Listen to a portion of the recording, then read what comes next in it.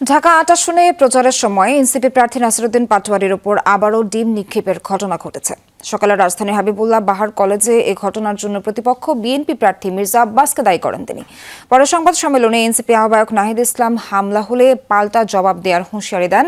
এদিকে দিনভর প্রচারণায় মাঠে ছিলেন ১১ দলীয় জোটের জামায়াত প্রার্থীরা। দুপুরে সংবাদ সম্মেলনে সারা দেশের জামায়াতের নারী কর্মীদের উপর হামলার অভিযোগ তুলে নারী সমাবেশের ঘোষণা দিয়েছে দলটি। নির্মাণ কাজেও আমি বেছে নেই CSRM TMT 500W, committed for better still. মঙ্গলবার শান্তিনগরের হাবিবুল্লাহ বাহার কলেজে পিঠা উৎসবে যাওয়ার কথা ছিল বিএনপি প্রার্থী মির্জা আব্বাসের। এর আগেই সেখানে অংশ নেন এনসিপি প্রার্থী নাসিরউদ্দিন পাটোয়ারি। স্লোগান পাল্টা স্লোগানে ক্যাম্পাস জুড়ে উত্তেজনা ছড়িয়ে পড়ে। এক পর্যায়ে কলেজের বারান্দায় বক্তব্য দিতে চাইলে পাটোয়ারিকে লক্ষ্য করে একের পর এক ডিম ছোড়া হয়। এর মধ্যেই সংক্ষিপ্ত বক্তব্যে এমন সন্ত্রাসী কর্মকাণ্ড রুখে দিতে জনগণের প্রতি আহ্বান জানান নাসিরউদ্দিন পাটোয়ারি। আমি জনগণের সামনে বিচার রাখলাম, আমি ঢাকা ৮-এর ভোটারদের সামনে বিচার রাখলাম, ১২ তারিখে আপনারা বিচার করবেন। হারার ভয়ে জনগণ থেকে বিচ্ছিন্ন হয়ে এই ধরনের সন্ত্রাসী কর্মকাণ্ড কেউ আপনারা করবেন না। এবং মির্জা আব্বাসকে বলবো, সন্ত্রাসী কার্যক্রম বন্ধ করেন। এ ঘটনার প্রতিবাদে কলেজের সামনের সড়ক অবরোধ করেন নাসিরউদ্দিন পাটোয়ারির সমর্থকরা।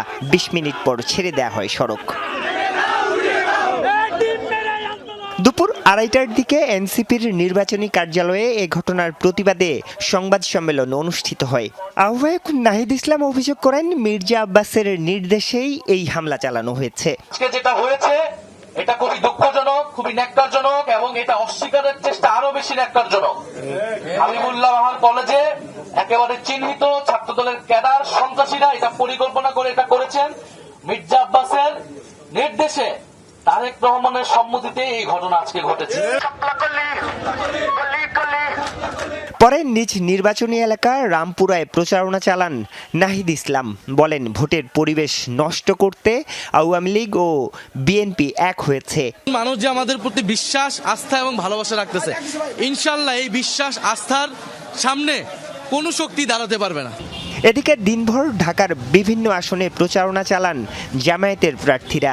জুরাইনে ঢাকা ৪ আসনের জামায়াত প্রার্থী সৈয়দ জয়নুল আবেদিন বলেন, দুর্নীতি ও চাঁদাবাজ মুক্ত সমাজ গড়তে কাজ করবে তার দল। আমরা দুর্নীতি মুক্ত একটা সমাজ গঠন করব।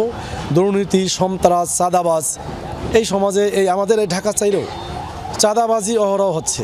ঢাকা ১৬ আসনে প্রচারণা চালান জামায়াতের প্রার্থী আব্দুল বাতেন। প্রতিপক্ষের বিরুদ্ধে হুমকি দেওয়ার অভিযোগ করেন তিনি। বাংলাদেশ জামায়াতে ইসলামী ব্যতীত অন্যান্য দলগণ যে দেশ শাসন করেছে সেটাই দেশের মানুষ ইতিমধ্যেই দেখেছে।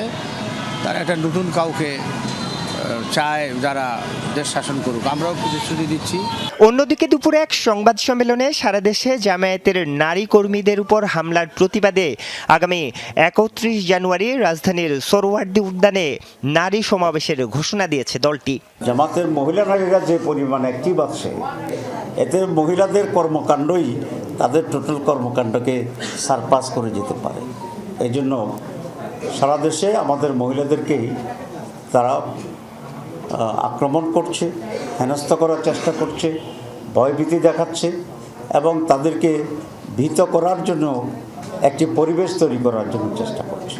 সংবাদ সম্মেলনে অভিযোগ করা হয়, ডিসিএসপিরা প্রকাশ্যে পক্ষপাতিত্ব করলেও নির্বাচন কমিশন তা আমলে নিচ্ছে না। আরিফুর রহমান সবুজ, যমুনা নিউজ, ঢাকা।